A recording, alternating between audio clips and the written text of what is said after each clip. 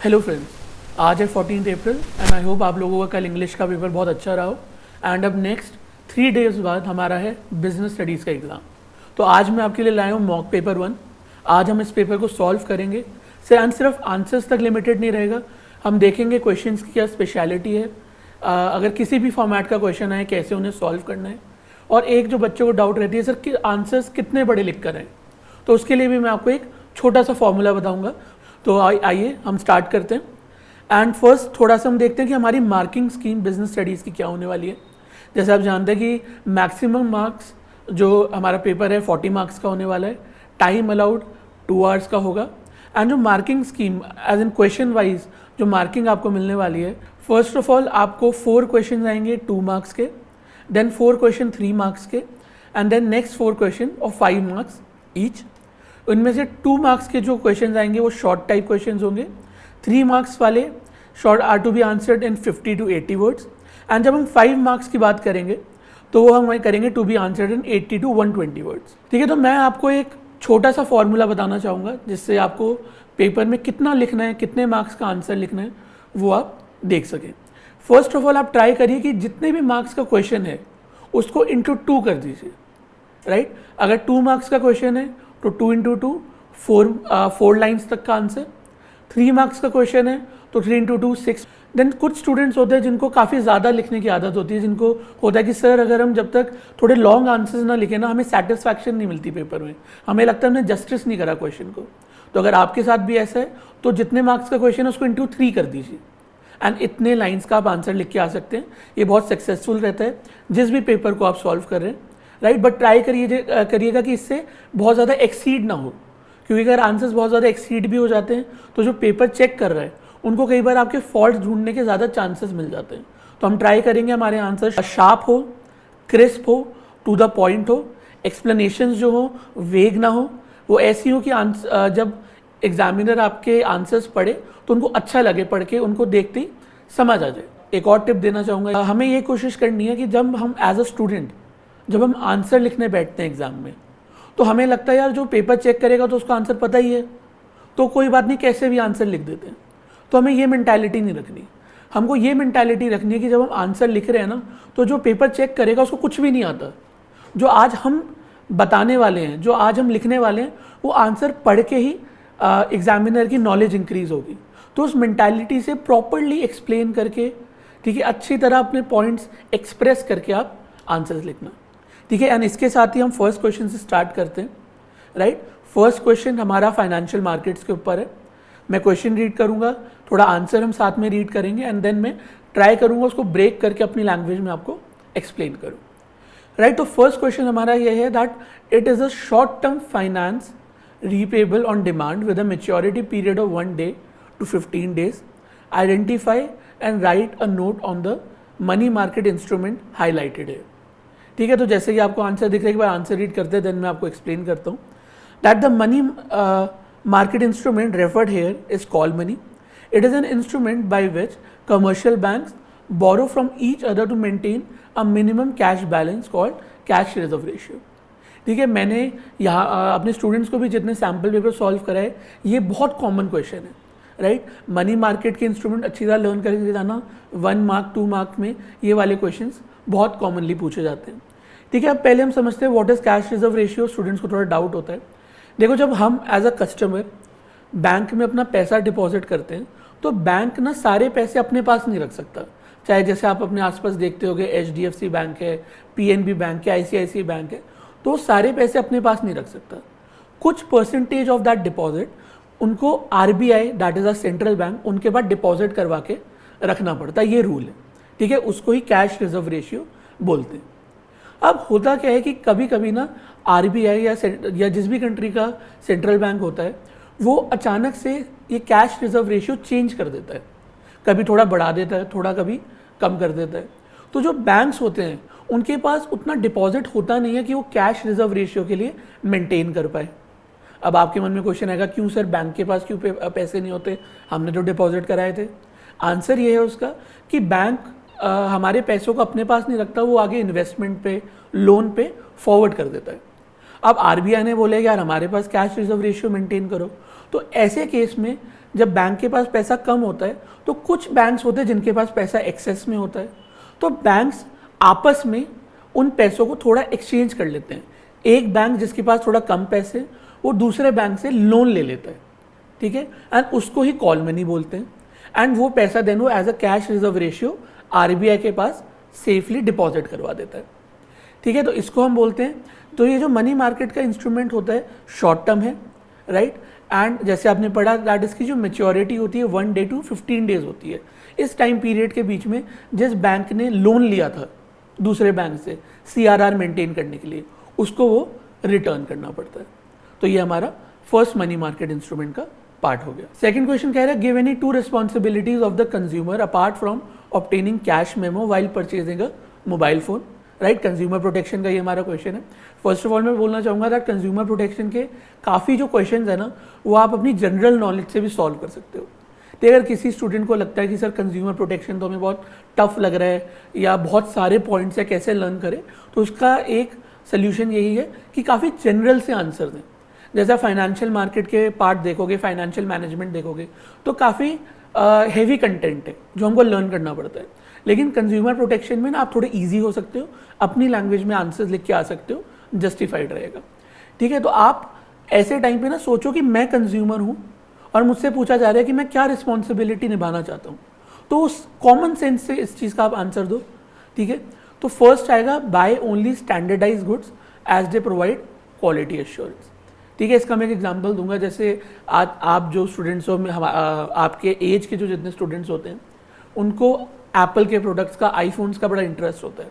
तो आईफोन्स आप देखोगे कि आज के टाइम में 80,000, 90,000, 1 लाख के होते हैं प्रोडक्ट्स।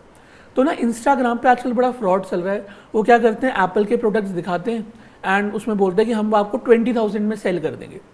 अब जो लोग होते हैं अट्रैक्ट हो जाते हैं कि वाओ यार एप्पल का फ़ोन 20,000 में मिल रहा है तो हम परचेज कर लें।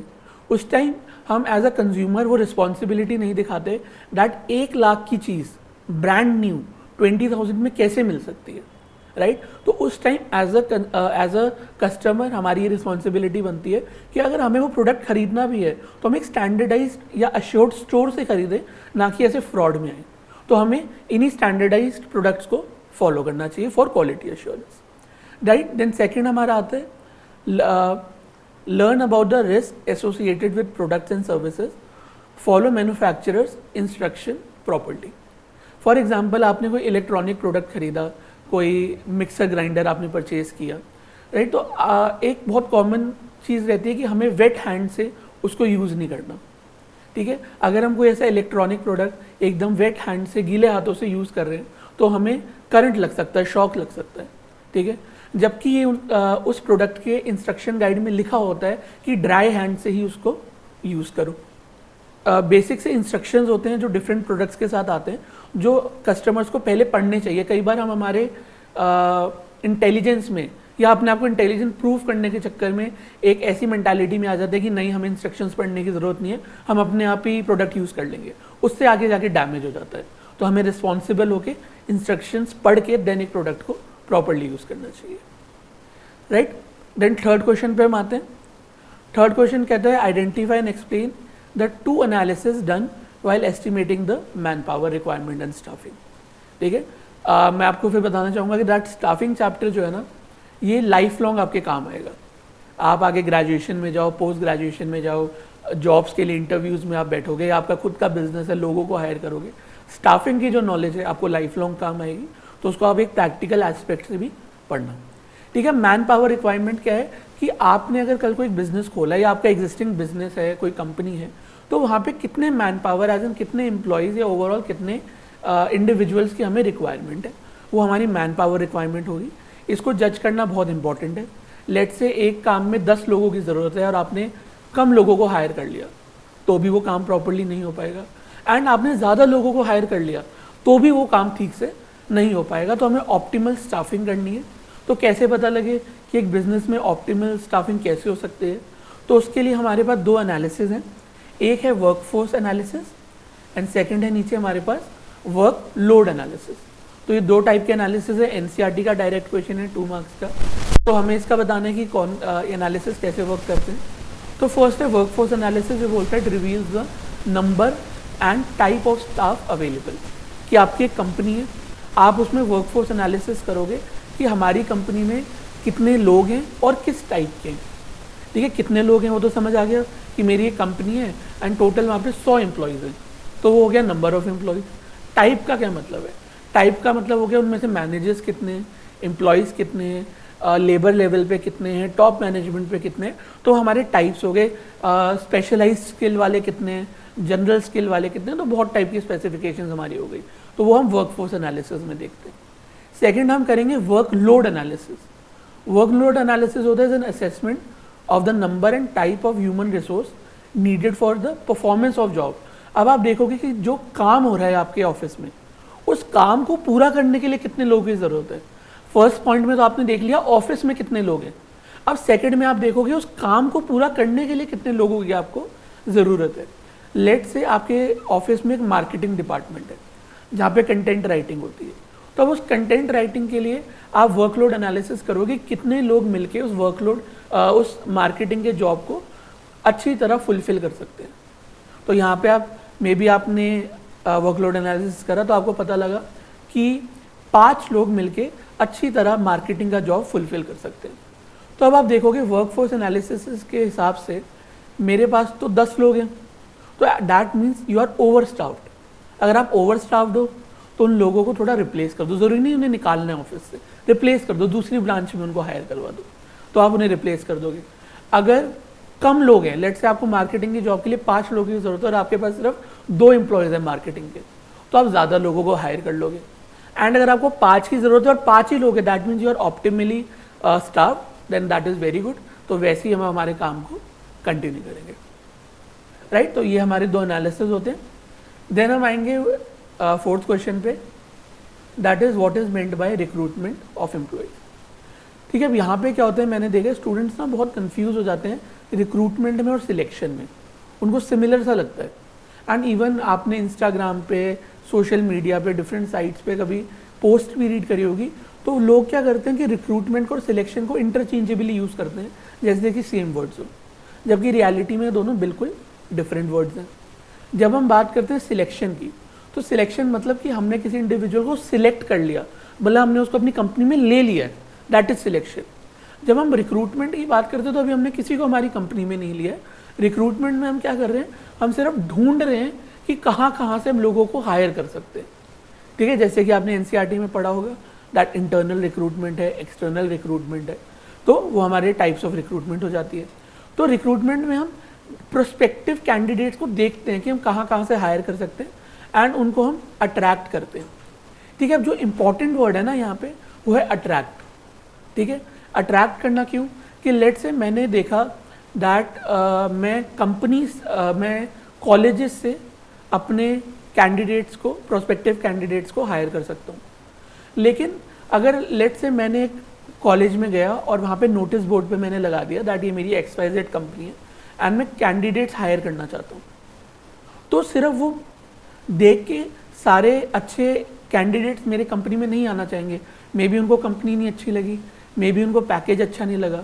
तो यहाँ पे इंपॉर्टेंट वर्ड है उन्हें अट्रैक्ट करना, राइट। वो हमें हमारा पेपर, हमें हमारे नोटिस बोर्ड पे जो हम पेपर लगा रहे हैं उसको इतना कन्विंसिंग बनाना है, इतना अच्छा बनाना है कि जो उसको रीड करे उसका मन करे कि मैं इस कंपनी में आके इंटरव्यू देना चाहूँ। ठीक है, तो रिक्रूटमेंट और सिलेक्शन में फ़र्क होता है। तो कह रहे recruitment is the process of identifying the sources of prospective candidates and stimulating them, मतलब उन्हें अट्रैक्ट करना दैट वो हमारी जॉब के लिए अप्लाई करे। वरना आप देखोगे रोड पे चलते चलते आप कई जगह नोटिस देख लेते हो that employees needed, right, candidates needed, लेकिन आप वहाँ पे जॉब के लिए अप्लाई करने तो नहीं जाते क्योंकि आप अभी नहीं जॉब करना चाहते, तो क्योंकि वो आपको अट्रैक्ट नहीं कर पाए। तो हमें ऐसा इस प्रोसेस को करना है कि हम उन्हें अट्रैक्ट करें, उनका मन करे कि हमारी कंपनी में आके वो इंटरव्यू दें। तो recruitment aims to develop and maintain adequate manpower resources upon which an organisation can depend. It involves seeking and attracting a pool of people from which qualified candidates for job vacancies can be chosen, right? Then हम आते हैं write a short note on any 3 types of selection test। बहुत interesting topic है ये आगे चल के life में आप सबको ये टेस्ट देने पड़ेंगे। ठीक है, अभी हम जो ये टेस्ट देंगे ये सारे टेस्ट मैंने प्रैक्टिकल में दिए, तो मैं ट्राई करूँगा आपको एक प्रैक्टिकल आउटलुक दूँ, रियल एग्जाम्पल दूँ कि इनमें क्या क्वेश्चंस पूछे जाते हैं। ठीक है, जब हम रियल क्वेश्चन समझ पाएंगे तो आपको और इजी तरह लर्न हो जाएगा कि अच्छा ऐसे टाइप के ये टेस्ट होते हैं। ठीक है, तो हम यहाँ से स्टार्ट करते हैं। तो यहाँ पे पूछा जा रहा है 3 मार्क्स का क्वेश्चन है, तो हमें 3 टाइप्स ऑफ टेस्ट बताने हैं। यहाँ पे 4 टेस्ट दिए हुए हैं, आप कोई भी 3 चूज़ कर सकते हो जो आपको सही लगते हैं, जो आपको ईजी टू लर्न लगते हैं, वो आप यहाँ पे आंसर भी दे सकते हो।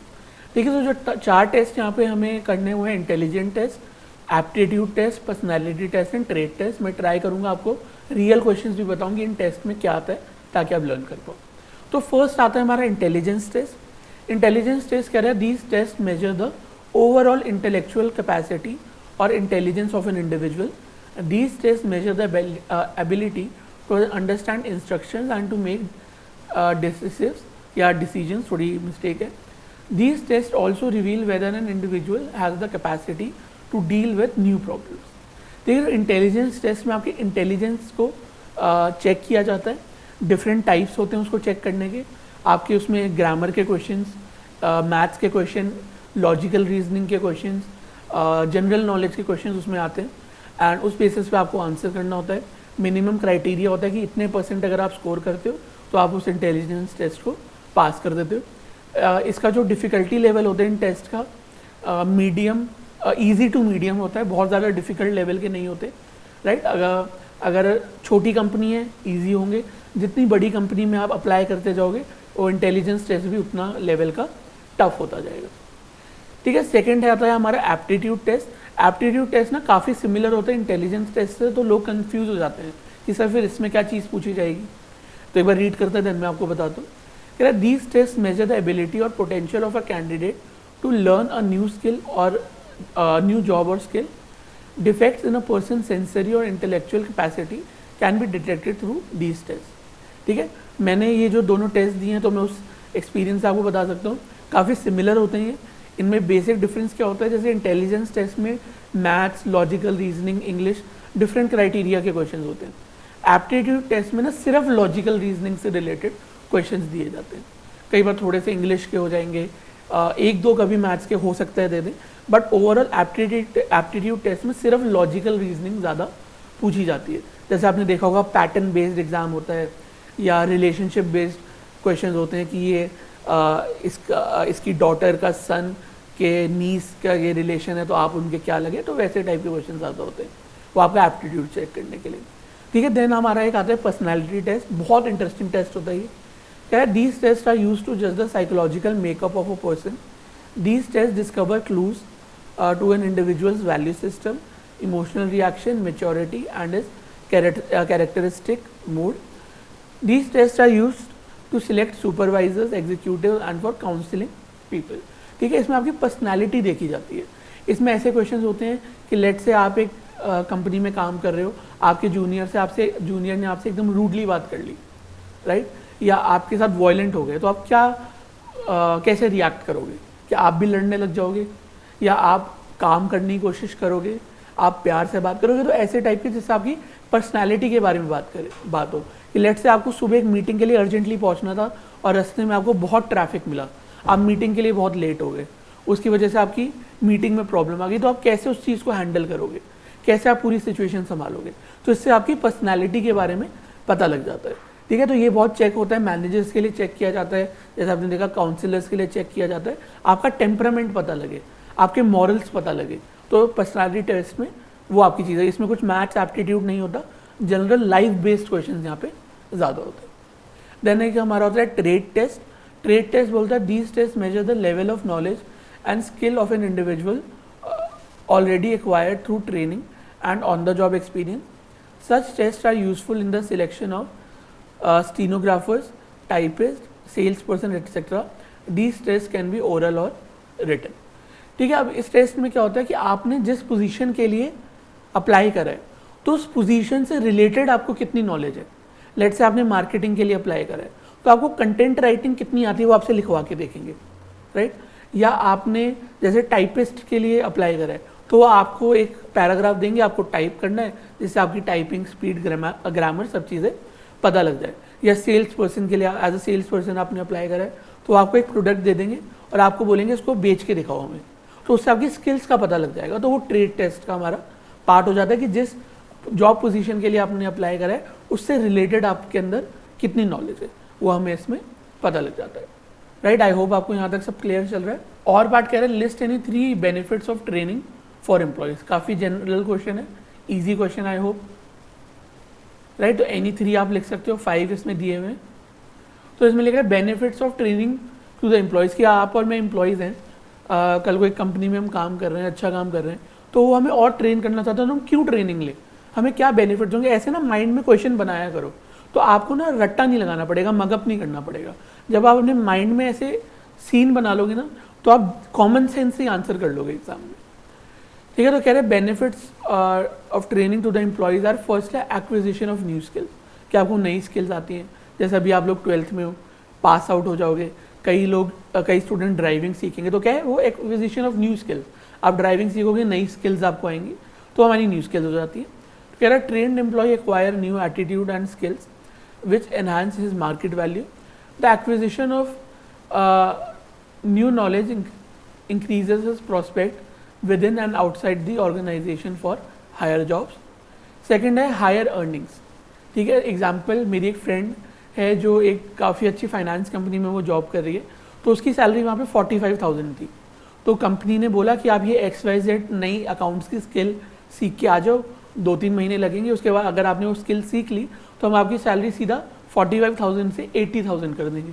तो कंपनी जैसे ऑफर करती हैं तो हायर अर्निंग हो जाती है। जब आप नई स्किल्स सीख के आते हो तो आपकी इनकम जो होती है बहुत ज़्यादा इंक्रीज हो जाती है। तो कह रहे हैं trained employees can perform better and thereby earn more. C part में हम कहेंगे safety. Safety in the sense कि लेट से कि एक कंपनी में मशीन है, मैंने आपको उस मशीन के पास भेज दिया काम करने के लिए, आपको मशीन अभी ऑपरेट करनी नहीं आती, तो हो सकता है आपको खुद को इंजरी हो जाए। मशीन एक्सपेंसिव मशीन्स होती है, आप उनको ख़राब कर दो। तो सेफ्टी क्या रहती है, अगर एक ट्रेन्ड एम्प्लॉई है तो वो मशीन्स को भी अच्छी तरह वर्क करवाएगा, खुद भी सेफ रहेगा, तो एक सेफ्टी फुलफिल हो जाती है। तो कह रहे trained employees are less prone to accident as they can handle the machines carefully. D है सेल्फ कॉन्फिडेंस। जैसे अभी आपके एग्जाम्स आने वाले हैं, जो बच्चे बेटर प्रिपेयर्ड हैं उनका कॉन्फिडेंस लेवल हाई होगा कि यार हम तो एग्जाम में अच्छा करेंगे, हम संभाल लेंगे। जिन बच्चों ने अभी प्रिपरेशन ठीक से नहीं करी होगी, कॉन्फिडेंस लेवल कम होगा। सेम ट्रेनिंग के साथ होता है, आपने ट्रेनिंग अच्छी ली होगी तो कल को जब आप फील्ड में काम करने जाओगे तो आपका कॉन्फिडेंस लेवल हाई होगा। अगर नहीं ली होगी तो आप थोड़े खुद भी डाउट्स में रहोगे। तो training enables the employers to approach and perform their job with enthusiasm. And last, adaptability. Simple, trained employees adapt to change in work procedure and methods easily. ठीक है, 6th क्वेश्चन कहता है that human beings cannot be motivated only through monetary incentives. Non-monetary incentives are equally important. Explain any 3 monetary experiences. ठीक है, इसका fundamental point क्या रहता है, हो सकता है कल को आप जॉब लेने जा रहे हो, आपकी जो फैमिली है, आप जो फाइनेंशियली बहुत स्टेबल हो, तो जो पैसा है वो आपके लिए मोटिवेटिंग फैक्टर नहीं है। ठीक है, आप कहोगे नहीं सर हमें पैसे की तो ज़रूरत है, हर कोई अर्न करना चाहता है। तो पैसे की ज़रूरत होना और पैसे से बहुत मोटिवेट होना अलग बातें होती है। ठीक है, ऑब्वियसली आप अर्न करना चाहते हो, अच्छी सैलरी चाहते हो, बट हो सकता है पैसा आपके लिए बहुत बड़ा मोटिवेटिंग फैक्टर ना रहा। तो ऐसे एम्प्लॉयज़ के लिए नॉन मॉनिटरी इंसेंटिव्स हमें चाहिए होते हैं कि पैसे के अलावा ऐसी कौन सी चीज़ें जो आपको मोटिवेट कर सकती है। ठीक है, तो फर्स्ट हमारा आएगा यहाँ पे स्टेटस।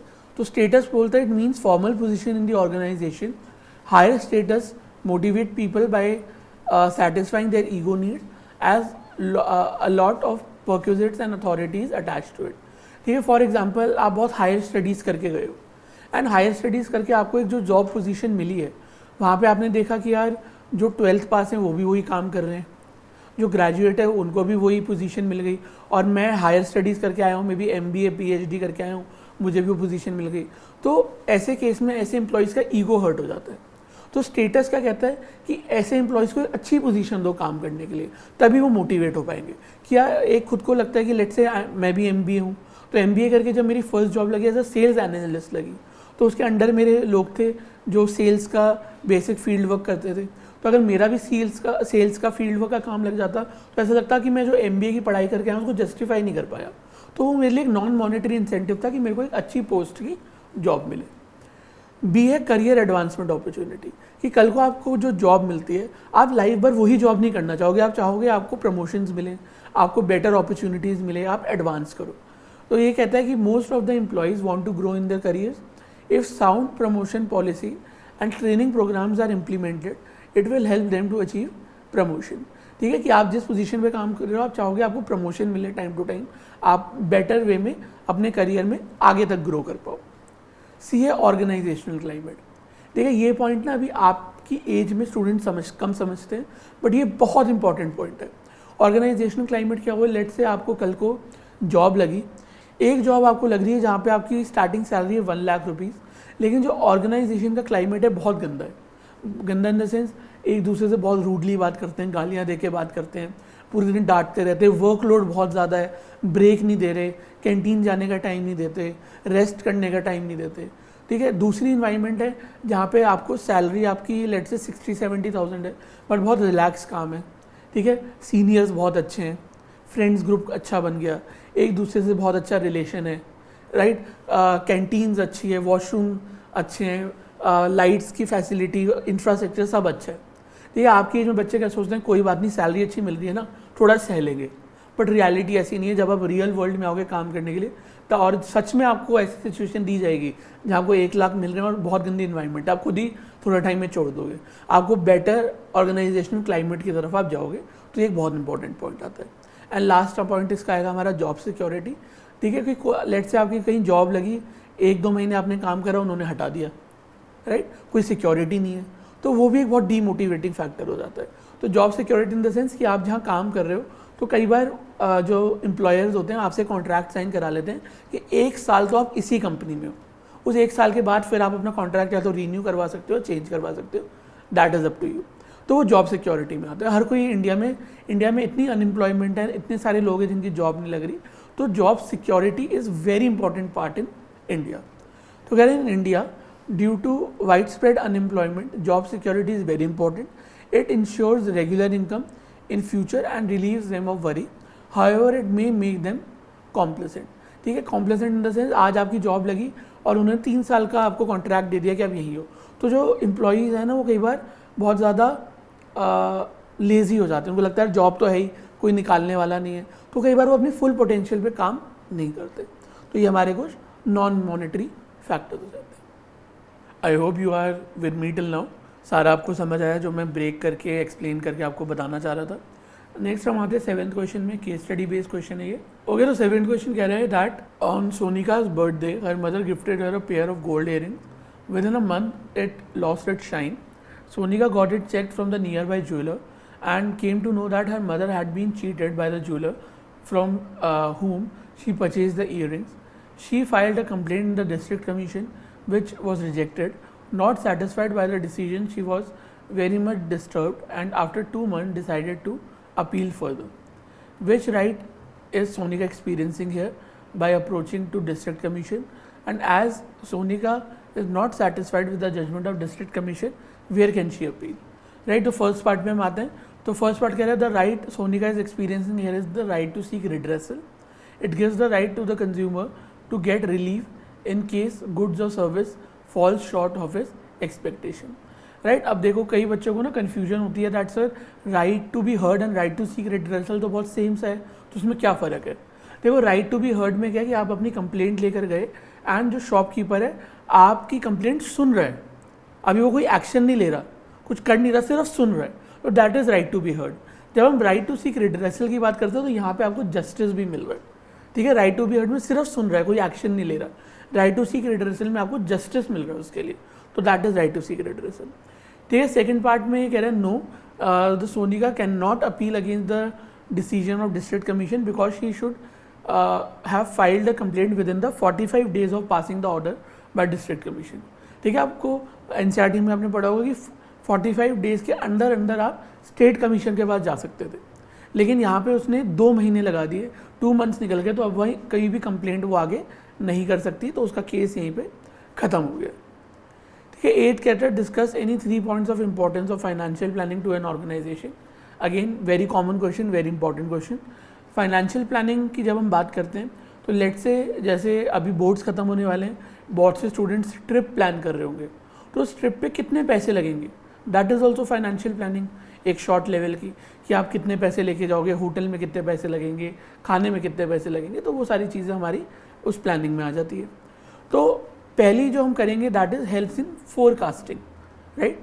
ये कहता है financial planning helps the firm in forecasting future, thereby helping the firm to face the future conditions efficiently, right. यहाँ पे क्या कर रहे हैं, आप फ्यूचर को फोरकास्ट कर रहे हो कि आप सोच रहे हो कि मैं कब ट्रिप पे जाऊँगा, राइट। या चलो कंपनी की हम बात करें, कंपनी फोरकास्ट करती है कि हम कब वो फाइनेंशियल डिसीजन लेंगे, कितने पैसे की हमको ज़रूरत पड़ेगी, कब कब ज़रूरत पड़ेगी, कैसे हम उसको कंपनी में लेके आ सकते हैं। तो वो सब हमारे फोरकास्टिंग और फाइनेंशियल प्लानिंग का पार्ट रहेगा। फिर आता है helps and reduce wastage. Let's say कि आपको एक ट्रिप पे जाना है एंड आप वहाँ ट्रिप के लिए ना 5,000 रुपीज़ इनफ है, लेकिन आप वहाँ पे 50,000 रुपीज़ लेके चले गए, तो होगा क्या, जो एक्स्ट्रा कैश है आप उसको वेस्ट कर दोगे, ठीक है, आप फालतू के खर्चों में उनको यूज़ करोगे, विच इज़ नॉट राइट। अब इसको जब हम कंपनी के लेवल पे लेके जाते हैं, तो लेट से कंपनी को 1 करोड़ रुपीज़ की ज़रूरत थी, लेकिन उन्होंने 10 करोड़ जनरेट कर लिए, तो होगा क्या, कंपनी फिर वेस्ट करेगी उस रिसोर्स को, और उसके बाद जब फ्यूचर में दोबारा ज़रूरत पड़ेगी तो उसके बाद दोबारा इनफ कैश या इनफ रिसोर्सेज नहीं होंगे। तो हेल्प्स एंड रिड्यूस वेस्टेज का कहता है the detailed plan of action prepared under financial planning helps reduce the wastage of financial resources. And last है बेटर कोऑर्डिनेशन, कि जब it helps to bring coordination between different departments by providing the clear policies and strategies regarding the usage and allocation of financial resource. कि जब आपने planning कर ली कि हमें इतने फाइनेंस की ज़रूरत है, तो जो marketing, operating, finance, HR department है, वो आपस में बहुत अच्छी तरह कोऑर्डिनेट करते हुए उन रिसोर्सेज को यूटिलाइज कर सकते हैं। तो नेक्स्ट क्वेश्चन पे आते हैं, that is question number 9, that capital budgeting decisions are capable of changing the financial fortune of a concern justify. अब ऐसे जब क्वेश्चन आते हैं ना, तो पहले अपने आप से पूछो कि क्यों कैपिटल बजटिंग जो होता है फाइनेंशियल फॉर्च्यून चेंज कर सकता है। Because these are heavy decisions involving huge expenses, ठीक है। तो जब एक कंपनी इतना पैसा खर्च कर रही है, तो वो उस कंपनी के फाइनेंस चेंज हो सकते हैं। लेट से आप कल को मार्केट में कोलगेट खरीदने गए, तो कोलगेट खरीदने में कोई आपका बड़ा डिसीजन नहीं लगेगा, गलत प्रोडक्ट भी आ गया, नया खरीद लोगे। लेकिन अगर आप मार्केट में फ्लोर खरीदने जा रहे हो एक बिल्डिंग का, तो वो अगर फ्लोर गलत आ गया, तो आपका घर का फाइनेंशियल फॉर्च्यून लॉन्ग टर्म के लिए चेंज हो जाएगा। तो वही कंपनी पे भी अप्लाई होता है। तो ये कह रहा है capital budgeting decisions are long term investment decision which affect the size of asset, profitability and competitiveness of business. Capital budgeting decisions are capable of changing the financial fortune of concern due to following reasons. First है long term growth, ठीक है। Capital budgeting decisions have a long term impact on the business as the funds invested in long term asset which may yield return in future, ठीक है। तो long term growth होती है। Second है huge amount involved, ये important point है, कह रहा है capital budgeting decisions involve the investment of huge amount of funds. Once invested, the large amount of funds gets blocked for a long period of time. Let's say आपको car खरीदनी है, एक है कि आपने 1-2 लाख रुपए की कार खरीद ली, एक है आपने सीधा मर्सिडीज़ खरीद ली। लेट्स से आपकी फाइनेंशियल कंडीशन जो थी मर्सिडीज़ खरीदने वाली नहीं थी, लेकिन आपने ज़बरदस्ती में मर्सिडीज़ खरीद ली, तो होगा क्या, जो आपका ह्यूज फाइनेंस था, जितनी भी आपकी अमाउंट थी, सारी ब्लॉक हो गई मर्सिडीज़ के पास। अब जो घर में खाने पीने के खर्चे के पैसे नहीं, राइट। तो हमको ऐसी डिसीजंस नहीं लेनी है, हमको पूरी फाइनेंशियल सिचुएशन देखते हुए देन कैपिटल बजटिंग डिसीजन लेनी है, because these are very expensive decision. C point कहता है रिस्क इन्वॉल्व।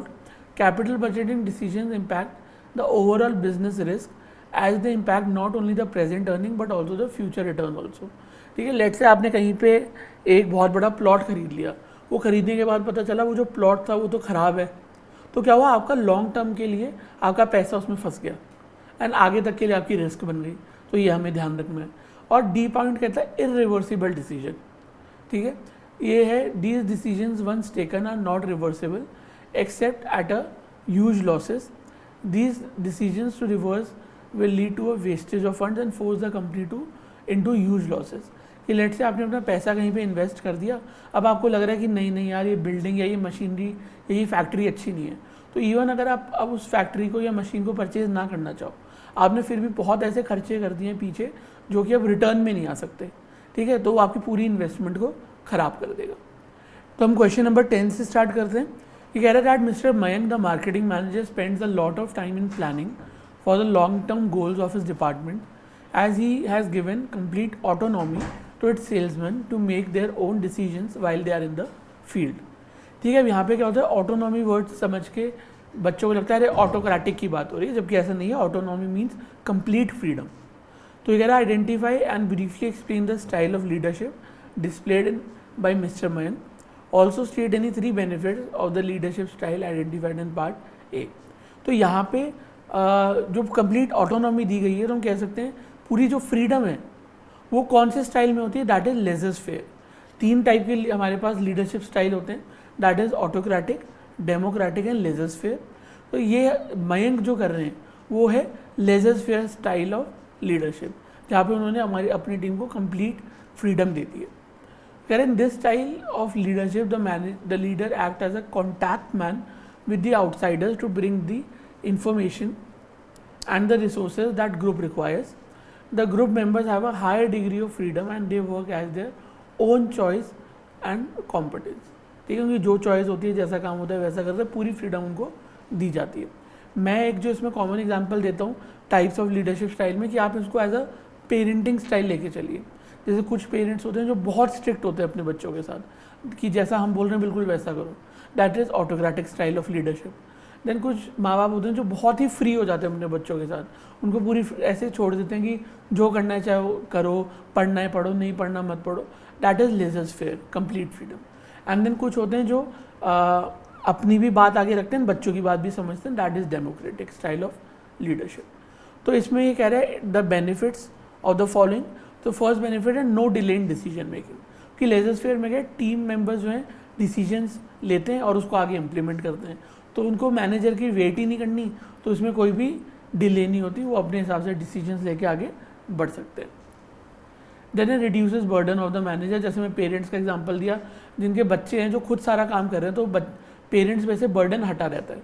उसी तरह जब आपके एम्प्लॉयज़ खुद सारा काम कर रहे होते हैं तो मैनेजर पे से बर्डन रिड्यूस हो जाता है, वो थोड़ा रिलैक्स रहते हैं कि यार सारा काम मेरे एम्प्लॉयज़ संभाल रहे हैं. The manager under his while of leadership as a contact person whose task is limited to bringing in the required information and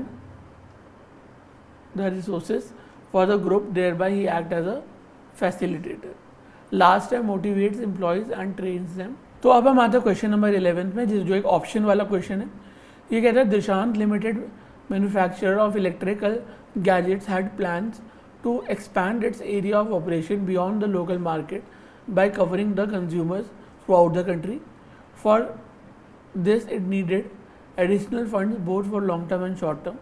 And having detailed analysis of the environment, it found out that the per capita income of people had increased over a period of time, and there fixed a vast youth of people in the economy who were ready to lend their surplus fund directly to them.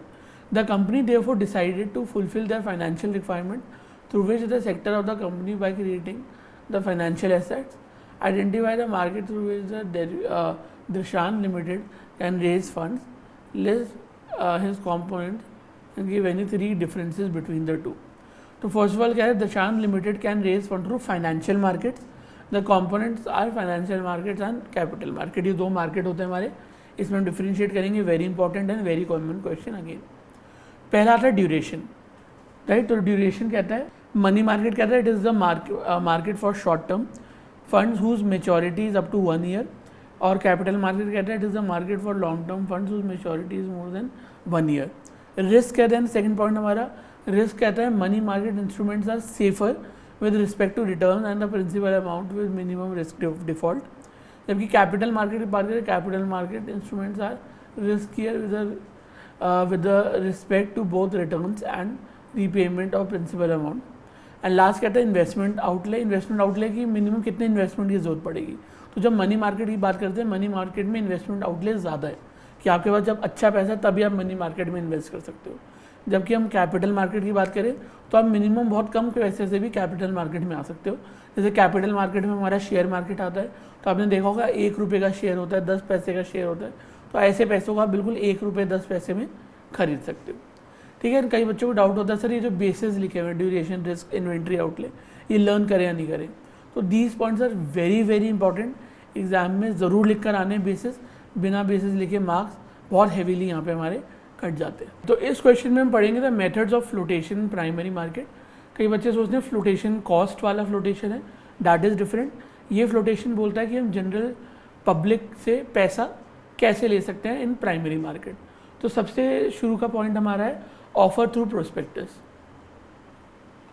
ठीक है, तो offer through prospectus का मैं एक simple example आपको देना चाहूँगा कि आपके रिलेटिव्स में किसी की शादी है, कोई फंक्शन है, तो वो आपको एक इनविटेशन कार्ड भेजते हैं। उस इनविटेशन कार्ड में किसका फंक्शन है, क्या फंक्शन है, खाने की टाइमिंग क्या रहेगी, डिफरेंट फंक्शंस जो वहाँ पे होने वाले हैं, डांस होने वाला है, सिंगिंग होने वाली है, उसके टाइमिंग क्या रखेगी, सब उस इनविटेशन कार्ड में लिखा होता है। उसी तरह शेयर मार्केट का जो इनविटेशन कार्ड है उसको हम बोलते हैं प्रोस्पेक्टस। कह रहे हैं under this method a company wants to raise capital, issue a prospectus to inform and attract the general public. The prospectus provides the details regarding the purpose for which the funds are being raised. B होता है offer for sale। इसमें क्या कहते हैं, under this method the sale of securities are taken into two steps. In the first step the company sells the entire lot of shares to the intermediary। पहले जितने shares company के पास है वो middle man को बेच देती है, और वो जो मिडल मैन होता है वो उन शेयर्स को आगे बेचता है हायर कॉस्ट पे। तो ये हमारा ऑफर फॉर सेल हो जाता है। और जो प्राइवेट प्लेसमेंट है ना, ऑफर फॉर सेल की तरह काफ़ी तरह, इस मेथड के अंदर भी आप अपने फर्स्ट ऑफ ऑल सारे शेयर्स को मिडल मैन को, इंटरमीडियरी को बेच देते हो। अब यहाँ पे क्या होता है, वो इंटरमीडियरी आपके शेयर्स को पब्लिक को नहीं बेचता, वो उसकी प्राइवेट प्लेसमेंट करता है, एज इन खुद कुछ सिलेक्टिव लोगों को ही वो देता है। जैसे मानो मैं इंटरमीडियरी हूँ तो मैंने चूज़ करा हुआ है कि ये A B C D लोग हैं, सिर्फ इनको ही मैं शेयर्स दूंगा, जनरल पब्लिक को नहीं दूंगा, तो वो प्राइवेट प्लेसमेंट हो जाती है। ठीक है, ये क्या कह रहा है, कह रहा है small companies can not afford to raise resources from the public issue, they therefore choose to go to the private placement.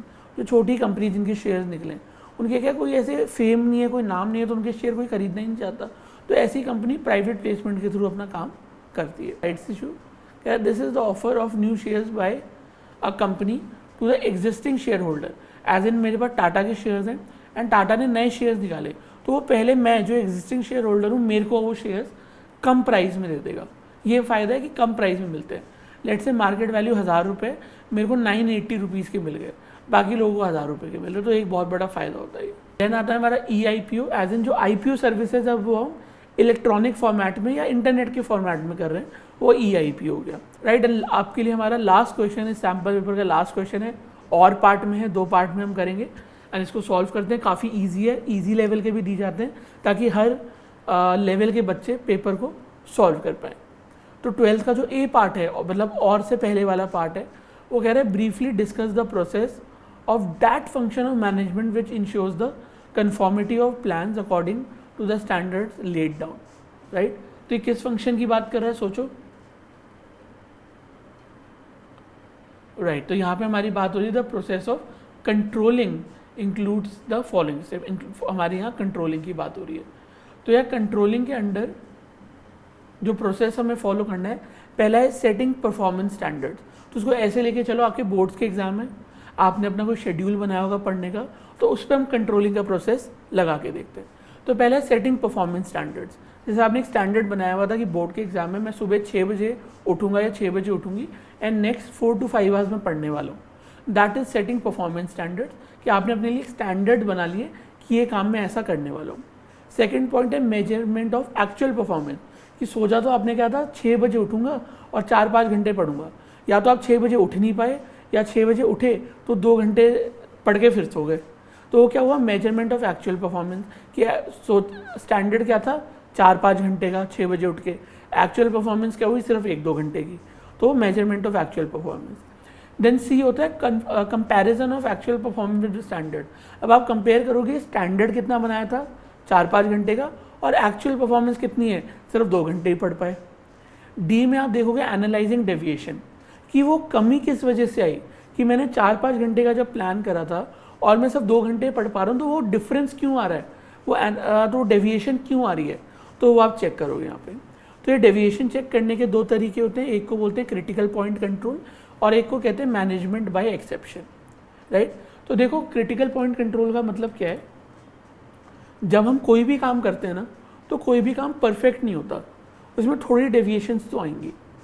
तो देखिए फॉर एग्जांपल आप एक कंपनी में जॉब कर रहे हो, आपको 4 घंटे बैठ के काम करना था, आप बीच में वॉशरूम हुए, आप बीच में कॉफ़ी पियाए, तो वो कोई बात नहीं, वो चलता है, ठीक है, उसके ऊपर हम स्ट्रिक्टनेस नहीं दिखाएंगे क्योंकि ह्यूमन नेचर है। बट आप काम करते करते 1-1.5 घंटा फ़ोन पे लग गए, या आप काम करते करते 1 घंटा आप सो गए, तो वो क्रिटिकल पॉइंट्स हैं, राइट। या फिर मैं बात करूँ, एक कंपनी है, उस कंपनी में ना लोग कई बार लाइट ऑन छोड़ जाते हैं, वॉशरूम की लाइट ऑन छोड़ गए, कैंटीन की लाइट ऑन छोड़ गए, तो ये छोटी मोटी चीज़ें हैं, तो कंपनी इन चीज़ों को नज़रअंदाज कर देता है। लेकिन आपने प्रोडक्शन की मशीन ही ख़राब कर दी, तो क्रिटिकल पॉइंट है, क्रिटिकल पॉइंट मतलब इंपॉर्टेंट पॉइंट, तो इस पर हमें ध्यान देना पड़ेगा।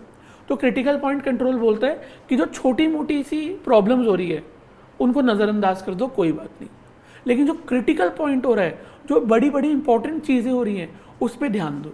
आप बोलोगे कैसे पता लगेगा कि कोई चीज़ क्रिटिकल पॉइंट है या छोटी मोटी चीज़ है? वो आपका मैनेजर आपको बताएगा। जब आप कहीं काम करोगे, वो आपका मैनेजर बताएगा इस चीज़ पे ज़्यादा ध्यान दो, इस चीज़ को इग्नोर कर सकते हो, तो वो क्रिटिकल पॉइंट कंट्रोल होता है। मैनेजमेंट बाय एक्सेप्शन की हम बात करें, अगेन ये भी थोड़ा मिलता जुलता है। मैनेजमेंट बाय एक्सेप्शन की मतलब है कि हम सारी चीज़ों को कंट्रोल नहीं कर सकते, तो इसका भी मतलब है छोटी मोटी गलतियों को नज़रअंदाज कर दो, राइट। जैसे कि आपका प्रोडक्शन का काम है, आपने 10 यूनिट बनाए, उसमें से एक ख़राब निकल गया, तो आपका मैनेजर कह रहा है कोई बात नहीं, मैनेजमेंट बाय एक्सेप्शन, कि छोटी गलतियों को माफ़ कर दो। लेट्स से मैं एक एम्प्लॉई हूँ, मैं बहुत अच्छा काम कर रहा हूँ एक कंपनी में, लेकिन एक दिन मैं 5-10 मिनट लेट हो गया ऑफिस पहुँचने में, तो क्या मेरा एम्प्लॉयर या मैनेजर मेरे को डांटेगा? नहीं डांटेगा, क्योंकि उसको पता है एक अच्छा एम्प्लॉई है, बेफालतू में डांटूंगा तो अच्छा काम करना भी बंद कर देगा। तो छोटी मोटी गलती को नज़रअंदाज कर दो। लेकिन अगर बड़ी गलती हो रही है कि आज बहुत इंपॉर्टेंट मीटिंग होनी थी, मेरे को प्रेजेंटेशन देनी थी, मैं एम्प्लॉई और मैंने छुट्टी मार ली आज, तो उसमें क्या है, इस चीज़ पे मैनेजमेंट मुझे डांटेगी क्योंकि ये मैंने बड़ी प्रॉब्लम क्रिएट करी है। तो मैनेजमेंट बाय एक्सेप्शन क्या बोलती है, जो छोटा मोटा एरर आ रहा है उसको नज़रअंदाज कर दो। लेट्स से आपने 100 यूनिट्स प्रोड्यूस करे और आपको बोला गया था, जैसे एग्जाम्पल इसमें दिया हुआ है कि 1% डिफेक्ट इज़ एक्सेप्टेबल, कि आपने 100 यूनिट बनाया, एक ख़राब निकला, कोई बात नहीं। लेकिन अगर आपने 100 यूनिट बनाए और 50 ख़राब निकल रहे हैं, देन मैनेजमेंट बाय एक्सेप्शन ख़राब आप कर रहे हो, देन आपको देखना पड़ेगा कि आपके प्रोसेस में क्या गलती हो रही है। तो that is management by exception. And last part है हमारा टेकिंग करेक्टिव एक्शन, कि अब आप वो करेक्टिव एक्शन लोगे कि कहाँ उस गलती को कैसे सुधारें। ठीक है, सिर्फ गलती का पता होना इंपॉर्टेंट नहीं है, उसको सुधारना भी है। कि आपने देखा मैंने 6 घंटे सोचा था पढ़ूंगा और मैं सिर्फ 2 घंटे पढ़ पाया, गलती आपने पहचान ली। लेकिन सिर्फ गलती पहचानना काफ़ी नहीं है, अब उसको सुधारना है। अगली बार से अगर आप 6 घंटे का सोचा है कि मैं 6 घंटे पढ़ूंगा, तो जो आप बीच में फ़ोन में लग रहे थे, या बीच में आप टीवी देखने लग गए, या बीच में आप दोबारा 1 घंटा सो गए, उन चीज़ों को आपको सॉल्व करना पड़ेगा और 6 घंटे प्रॉपर पढ़ना पड़ेगा। That is are taking corrective actions. और आते हैं हम हमारे लास्ट यानी और वाले पार्ट पे। और वाला पार्ट कह रहा है give the meaning of directing as a function of management and any 4 points of its importance. Very simple question, direct NCERT question. ठीक है, तो डायरेक्टिंग के पहले हम डेफिनेशन दे देंगे। तो कह रहा है directing as a function of management is concerned with instructing, guiding and inspiring people in the organization to achieve its objective.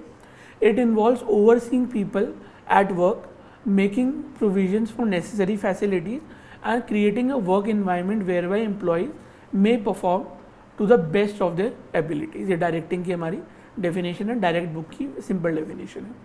अब इंपॉर्टेंस क्या क्या है, तो पहला है इनिशिएटिव, इनिशिएट्स एक्शन। लेट से आपकी कंपनी में एम्प्लॉयज़ आए, आके बैठ गए, कुछ काम ही नहीं कर रहे, तो वो ऐसे ही बैठे रहेंगे। आप जो मैनेजर हो, आप उन्हें डायरेक्ट करोगे, उन्हें गाइड करोगे क्या काम करना है, कैसे करना है, कितने टाइम में करना है। ये डायरेक्टिंग की इंपॉर्टेंस है। तो कह रहे हैं all organization activities are initiated through directing. Directing मतलब आप एज अ मैनेजर उनको बताओगे कि काम कैसे, क्या और कब कब होना है, राइट। तो along with planning, organizing and staffing, manager must stimulate action by issuing instructions to subordinates and by supervising their work. The aim of directing is to activate employees to work towards the realization of predetermined goals of the organization. Right. Then B part आता है हमारा integrates employees efforts. ठीक है, इसमें क्या होता है, let's say आप मैनेजर हो, आपके मार्केटिंग वाले कुछ काम कर रहे हैं, सेल्स वाले कुछ काम कर रहे हैं, फाइनेंस वाले कुछ काम कर रहे हैं, तो एज अ डायरेक्टर आपका as a director as a manager आपका काम है कि उन सारे एफर्ट्स को इंटीग्रेट करो, कि वो सारे जो एफर्ट्स हैं एक ही गोल की तरफ काम करें। तो कह रहा है at all level of management there are subordinates under the managers, the work interested to these individuals is inter related, the individual efforts need to be integrated so that the organization achieve its goals. The directing function integrates these activities of the subordinates by supervision, guidance and counseling. ठीक है, कहीं ऐसा ना हो marketing वाला कुछ और ही काम कर रहा है, सेल्स वाला कोई और ही प्रोडक्ट बेचने लग गया, तो आपको क्या करना है, देखना है कि ये सारे एक ही पाथ पे चल रहे हैं, वो डायरेक्टर देखेगा, मैनेजर देखेगा। सी पार्ट है मीन्स ऑफ मोटिवेशन। कई बार क्या होता है, हमारे जो एम्प्लॉयज़ होते हैं, हमारे जो मेंबर्स होते हैं, वो मोटिवेशन लूज़ कर देते हैं, काम करने का मन नहीं करता। तो आपका एज अ मैनेजर ये भी काम है, आपको उन्हें मोटिवेट करना है। आप उन्हें मॉनेटरी वेज में मोटिवेट कर सकते हो, नॉन मॉनेटरी वे में मोटिवेट कर सकते हो, बट आपको उन्हें मोटिवेट करना है दैट वो अपना काम बेस्ट वे में करना स्टार्ट करे। बहुत बार होता है कोई एम्प्लॉय होता है जो हमेशा बेस्ट टारगेट अचीव करता था, अब आजकल वो एवरेज एम्प्लॉय बन गया है, वो उतनी पोटेंशियल से काम नहीं कर रहा, तो वो अपनी फुल पोटेंशियल पे आ पाए, ये एक मैनेजर का काम है। तो ये कह रहे थे organisational objective cannot be realise unless people working in organisation are motivated to work willingly and perform well to the best of their abilities. Directing helps in motivating employees to contribute their efforts towards the achievement of the organisational goal. तो ये कह रहे हैं provide D part हमारा कहता है that provide stability and balance in the organization. Managerial direction involves interpersonal communication, effective leadership and motivation which help to maintain stability in the organization. Leadership and communication also help in maintaining a balance between individual and organizational interests. The capabilities of the employees are utilized fully to serve the interest of the organization as well as the well-being of the employees. Then last part हमारा कहता है facilitate changes. इसका क्या मतलब है, late से आप एक सॉफ्टवेयर पे काम कर रहे थे बहुत टाइम से, ठीक है, हर कंपनी का एक सॉफ्टवेयर होता है, उस पर वो काम करते हैं, डेटा अपग्रेड करते हैं, उसमें सारी इन्फॉर्मेशन डालते हैं। देन एक दिन आपके मैनेजर ने बोला कि अब ना नया सॉफ्टवेयर आ गया, नए सॉफ्टवेयर पे काम करना है। तो लोग क्या करते हैं, रेजिस्ट करते हैं, एम्प्लॉयज़ रेजिस्ट करते हैं, रिबेल करते हैं, क्योंकि नए सॉफ्टवेयर को सीखने में दोबारा बहुत टाइम लगेगा, एफर्ट्स लगेंगे, तो एम्प्लॉयज़ वो सीखना नहीं चाहते। तो एज अ डायरेक्टर या एज अ मैनेजर आपका काम है कि उन एम्प्लॉयज़ को मोटिवेट करो और समझाओ कि नया सॉफ्टवेयर आपके लिए बेटर है, तो आपको वो सीखना चाहिए। तो कह रहे हैं all organization operate in a changing environment, hence changes in environment often require changes to be introduce in the organization. Direction facilitate organizational adjustment to cope with the changing condition through better communication and leadership. For example, a change in technology may necessitate changes in manufacturing process. A computer may have to be installed and manual work is reduced to improve the efficiency of operation. Right? तो ये हमारा यहाँ तक का part है। Hope आपको समझ आया, मैं आपको क्लियरली समझा पाया। इसके साथ हमारा ये मॉक पेपर 1 कंप्लीट होता है। इन नियर फ्यूचर मैं मॉक पेपर 2 भी लेके आऊँगा, मॉक पेपर 3 भी लेके आऊँगा। 17 के एग्ज़ाम से पहले हम ट्राई करेंगे कि बेस्ट वे में हम चीज़ें सॉल्व कर पाएँ, आपकी क्लैरिटी बढ़े एंड हम बेस्ट तरीके से मार्क्स अचीव कर पाएँ। एंड मैं आपको एडवाइस दूंगा, अब ये ऐसा टाइम है, आप NCERT से पढ़ना थोड़ा साइड में रख दीजिए और अब आप सैम्पल पेपर्स 10 ईयर्स एंड ऐसे पेपर्स से करना स्टार्ट कर दीजिए। जो बच्चे 10 ईयर्स करके जाते हैं, मैं जिन बच्चों को मैं ट्यूशन में पढ़ाता हूँ, मैं उनको बोलता हूँ कि अगर कोई बच्चा मुझको बोले कि सर हमने पूरे साल कोई पढ़ाई नहीं करी, लेकिन अब हम sample papers 10 years practice papers करके एग्ज़ाम में जा रहे हैं, मैं बोलूँगा कि स्टिल बहुत अच्छी स्ट्रैटेजी है, 80% मार्क्स आप आराम से स्कोर कर सकते हो। लेकिन कोई स्टूडेंट मुझे बोले कि सर हमने पूरे साल NCERT अच्छी तरह कर ली, लेकिन हम कोई पेपर सॉल्व करे बिना एग्ज़ाम देने जा रहे हैं, तो मैं उसको स्टुपिडिटी मानूंगा, राइट? क्योंकि सैम्पल पेपर करके आपको पता लगेगा पेपर में कितना लिखना है, क्वालिटी ऑफ आंसर्स क्या है, कैसे हम सॉल्व कर सकते हैं। अगर आप सॉल्व नहीं कर सकते ना, तो आप पेपर इन सैम्पल पेपर में से लर्न करना स्टार्ट कर दो, सीधा इन्हीं से आप लर्न करो, बहुत आपकी क्वालिटी ऑफ राइटिंग बहुत बेटर होगी, बहुत अच्छे और क्रिस्प आंसर्स आप लिख पाओगे। तो आगे भी मैं मॉक पेपर लेकर आऊँगा एंड साथ में हम सॉल्व करेंगे और अंडरस्टैंडिंग इसकी हम बढ़ाएंगे। तो अभी के लिए मैं आपको यहीं तक इसको एंड करूँगा, right. Thank you very much, आपने पूरी अटेंशन से पेपर देखा, एंड ऐसे ही हम आगे भी कंटिन्यू करेंगे। Thank you.